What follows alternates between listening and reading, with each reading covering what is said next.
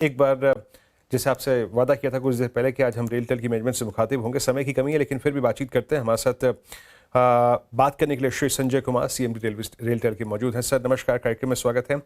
और एक बार जरा प्लीज़ रेलटेल का स्टॉक स्क्रीन पे रखिएगा। सर थोड़ा सा समय का मेरे पास अभाव है लेकिन फिर भी आपसे जानना चाहूँगा Q3 की क्रिटिकल हाईलाइट्स और ये जो रेवेन्यू ड्राइवर्स रहे इस क्वार्टर में वो क्या थे?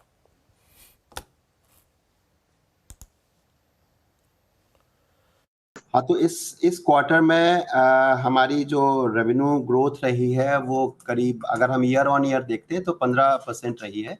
बट अगर हम 9 महीने का रिजल्ट कंसोलिडेटेड देखते हैं तो वो हम लोग 25+% के साथ, हमारी 26% के आसपास हमारी ग्रोथ रही है। चूंकि रेलटेल बहुत बड़ी कंपनी नहीं है, हमारे नंबर्स बहुत छोटे होते हैं, तो क्वार्टरली रिजल्ट्स कई बार लोगों को they are not able to appreciate, वो समझ नहीं पाते हैं। तो इसलिए हम हमेशा कोशिश करते हैं कि एक 9 मंथ्स या हाफ ईयरली अगर हम देखते हैं तो हमें समझ आती है। तो दैट वे हमारी रिजल्ट्स सेटिस्फाइड रही हैं और हमारे पैट मार्जिन्स भी 8 से 9% में रहे हैं। पैट में जो ग्रोथ आई है वो भी हमारी 10% के आसपास आई है। अच्छा, ये सर मैं मार्जिन्स की ट्रेजेक्टरी देख रहा था आपकी। थोड़ा सा मार्जिन्स को प्रेशर रिलीफ करने के लिए क्या आप थोड़े से कॉस्ट को कंट्रोल करने के मेजर्स लेंगे क्या? कुछ इसके बारे में बताएंगे आप? देखिए, हम जो बिजनेस अभी जो आप देख रहे हैं, हमारा बिजनेस का जो प्रोपोर्शन है, तो हमारे 2 सेगमेंट्स हैं, टेलीकॉम सेगमेंट्स है और प्रोजेक्ट सेगमेंट है। तो टेलीकॉम सेगमेंट में तो कोई कॉस्ट प्रेशर्स नहीं है, हम काफ़ी अच्छे हमारे मार्जिन्स हैं।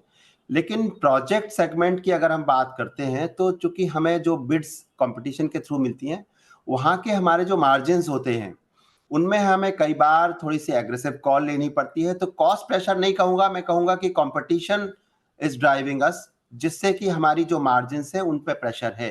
तो ओवरऑल जब हम देखते हैं तो टेलीकॉम का जो प्रोपोर्शन है वो थोड़ा सा कम हो रहा है, बिकॉज प्रोजेक्ट बिजनेस में हमारा जो फोकस है, जो डिजिटाइजेशन ड्राइव चल रही गवर्नमेंट ऑफ इंडिया का, उसको हम लोग फोकस कर रहे हैं, डेटा सेंटर को फोकस कर रहे हैं।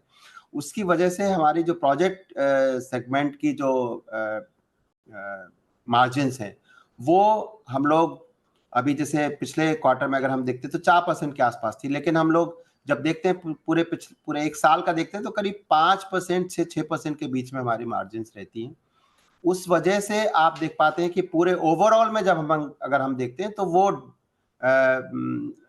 थोड़ा सा साउथ ट्रेंड दिखता है। लेकिन अगर हम दोनों सेगमेंट्स को इंडिपेंडेंटली देखें तो दोनों सेगमेंट्स में हम लोग स्टैटिक हैं।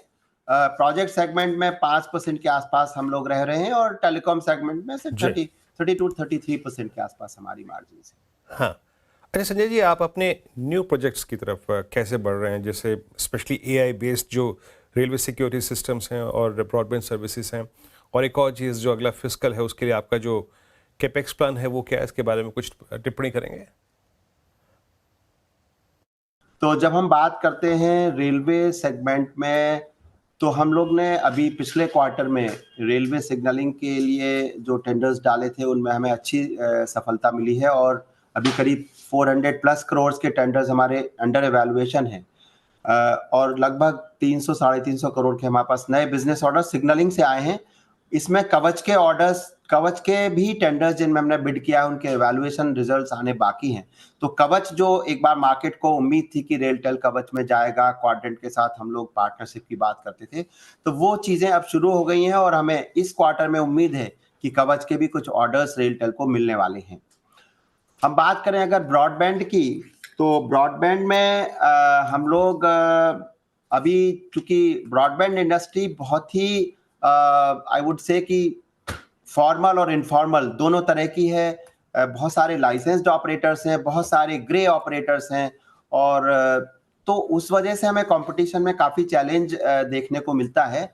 और सब्सक्राइबर्स जो टियर 3 टियर 4 टाउन्स हैं, जो हमारा फोकस है, रेलटेल की स्ट्रेंथ है रूरल एंड रिमोट एरियाज, वहाँ पर ये चीज़, वहाँ पे वो लोग ज़्यादा प्राइस सेंसिटिव भी होते हैं। हालांकि हम लोग प्राइस के मामले में भी काफ़ी फ्लेक्सिबल हैं। तो ब्रॉडबैंड में हम लोग अभी अपना ग्रोथ, तो मैं नहीं कहूँगा कि बहुत अच्छी देख पा रहे हैं, लेकिन हम जो हमारा सब्सक्राइबर्स वॉल्यूम है वो हम लोग मेंटेन कर पा रहे हैं, लेकिन अभी रिसेंटली हमने कुछ स्ट्रैटेजिकल चेंज करने का प्लान किया है और हम उम्मीद करते हैं कि वो शायद हमें सक्सेस देगा। ओके संजय जी, शुक्रिया सर, आप इस कार्यक्रम में उपस्थित रहे आज और बातचीत की अपने नंबर्स को लेकर। बहुत बहुत शुक्रिया और best of luck for new quarter.